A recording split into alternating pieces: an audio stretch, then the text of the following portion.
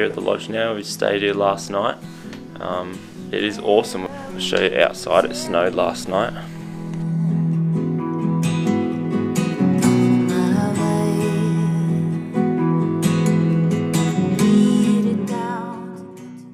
Myoko Kogen is one of Japan's oldest ski areas and is serviced by 3 separate resorts: Myoko Akakura, Myoko Suginahara, and Ikinataira Onsen.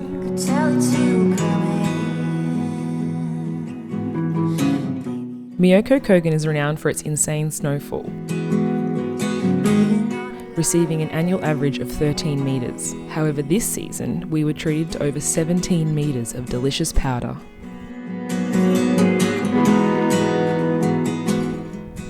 Our friend's lodge is located at the base of the small resort Ikinataira. When we first arrived, we had the huge and time-consuming task of helping our friends get the lodge guest ready. Items from previous ownership crowded the cupboards, cabinets and drawers. After a big few days, the rooms were ready, the kitchen clear, and we welcomed our first official guests and long-time friends, Luke and Cree.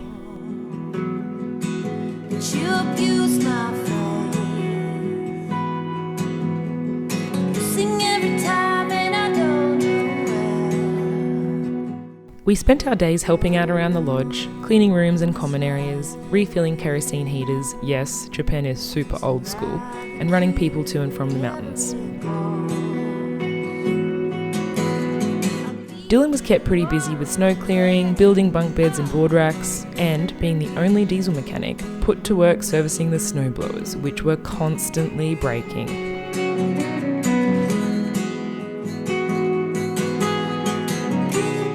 On down days, I would often edit previous Sailing Blue Moon episodes, would tag along for grocery or hardware runs into the neighbouring town of Joetsu, visit the thrift stores and snow monkeys in Nagano, take a walk and admire the famous snow walls, or bus into Akakura Onsen to window shop.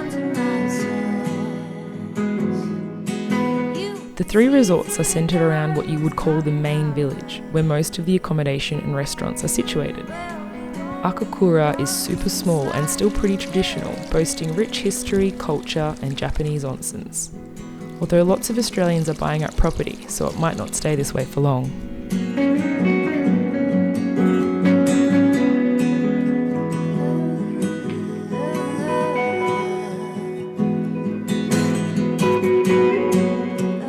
A season pass granted us access to all 3 mountains that were serviced by a local bus, which cost 500 Japanese yen, roughly $6 Australian one way. Not cheap, a cost that would eventually add up, but we were fortunate enough to have regular access to the van as the lodge was out of town.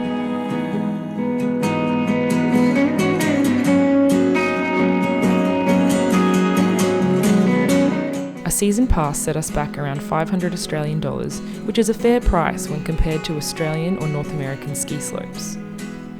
I did accidentally lose my pass on an insane powder day and they completely refused to reprint it and expected I pay another $500 for a new pass.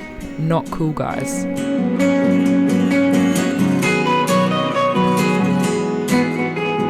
Personally for us, the terrain did become a bit repetitive as each resort is relatively small. It was sometimes frustrating because the volume of snow was epic, but the mountains lacked enough steep terrain to properly ride it. Myoko is fantastic for a short-term trip, but perhaps not a whole season. So we did make the effort to venture out to other resorts on the odd occasion: Madarao, Lodi Arai and Seki Onsen, all about 30 minutes drive away.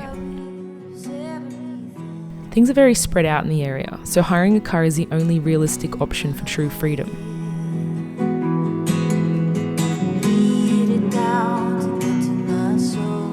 Nightlife in Akakura is pretty quiet, and most people participating in après-ski are rowdy Aussies. But you come to Japan for the powder and the ramen, not the nightlife. Worth mentioning is that Dylan and I spent a few seasons in Whistler, Canada, where we were really spoilt for choice on every level: mountain terrain, après-ski, dining, shopping, overall social scene and nightlife.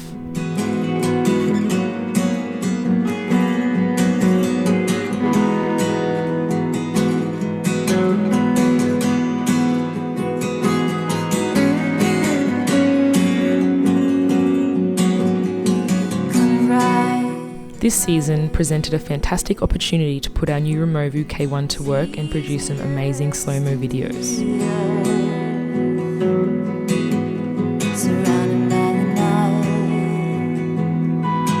And we even ended up adding a new GoPro Hero 7 Black to the camera collection after seeing firsthand how incredible the image stabilization is.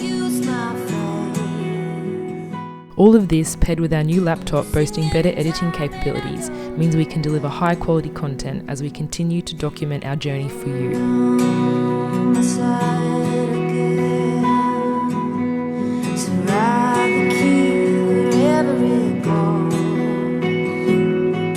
Dylan and I share a deep love of the mountains, a kind of primal longing to be surrounded by something so vast that it's hard to comprehend, to be lost among giants, to feel small and insignificant, but in a good way, to be humbled. Being in the mountains gives you that same deep-seated, empowering and life-affirming feeling of being on the ocean, a tiny dot floating in the infinite blue. If you know, you know.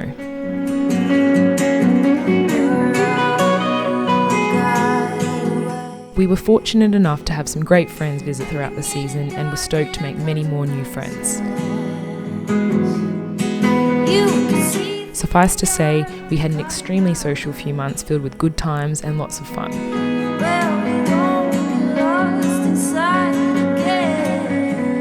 Shout out to our friends Tristan and Eliza at Legend in Myoko for the amazing opportunity, and we wish you all the best in your new and exciting business adventure.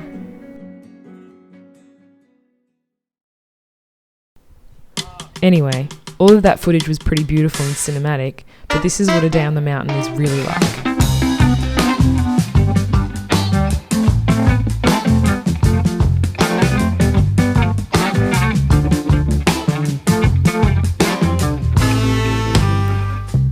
Let's dance in style, let's dance for a while. Heaven can wait, we're only watching the skies. Hoping for the best, but expecting the worst. Are you gonna drop the bomb or not?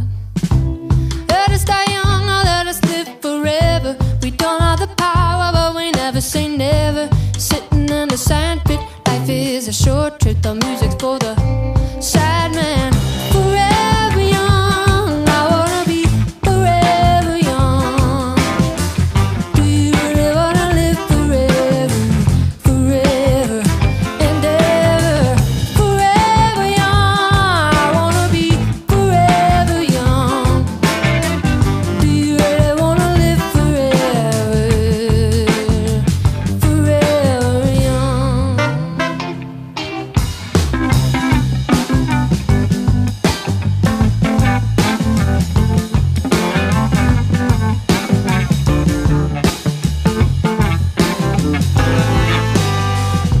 Some are like water and some are like the heat. Some are a melody and some are the beat. Sooner or later they will all be gone. Why don't they stay young? It's so hard to get old without a cause. I don't wanna perish like a fading horse. Used like diamonds in the sun, and diamonds are forever. So many adventures given up today. So many songs we forgot to play. So many dreams swinging out of the blue. Oh, let them come true. Forever young, I wanna be forever young. Do you really wanna live forever, forever and ever? Forever young, I wanna be forever young. Do you really wanna live forever, forever, forever young?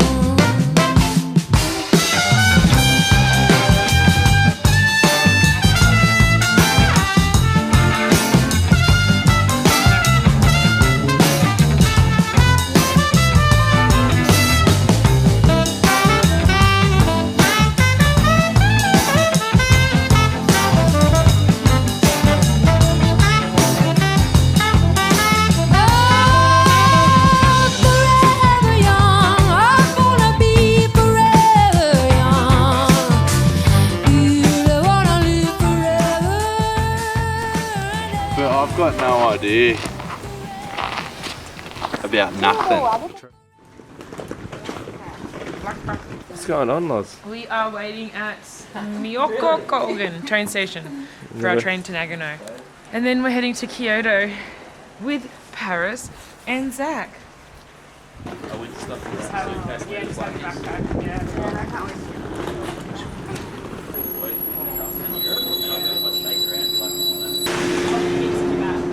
They're really beautiful.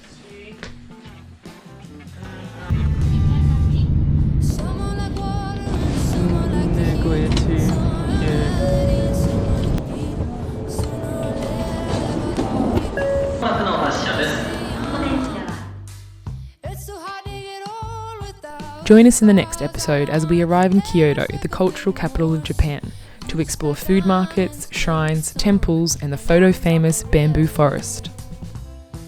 And a reminder, Sailing Blue Moon episodes are available 1 week earlier for our patrons. Patreon is a platform that allows people to support creators, and allows creators to give back to their supporters in a unique way. By pledging as little as $2, you gain access to our feed full of exclusive patron-only content as well as other little perks. You can even set a custom monthly pledge limit. Your support allows us to upgrade camera and laptop gear, which greatly improves the content of our videos and hopefully your viewing experience. Creating these videos has become a full-time endeavour. While it's something we truly enjoy, it is a commitment that is extremely time-consuming and requires endless hours of planning, shooting, researching, file sorting, software upskilling, voiceovers, editing, reviewing, uploading, and finally replying to comments. So if you'd like to learn more about how you can support us, head on over to our Patreon page. These videos are funded by viewers like you. Want to know more about us? Gain exclusive early access to weekly episodes, score some Blue Moon merch, win the chance to come aboard and support our production? Then check us out on Patreon. And if you're ever wondering where we might be in real time, you can keep up to date on Facebook and Instagram. In addition to the subscribe button, click the bell to the right and you'll be notified of each new weekly episode. Thanks for watching, Blue Moonies!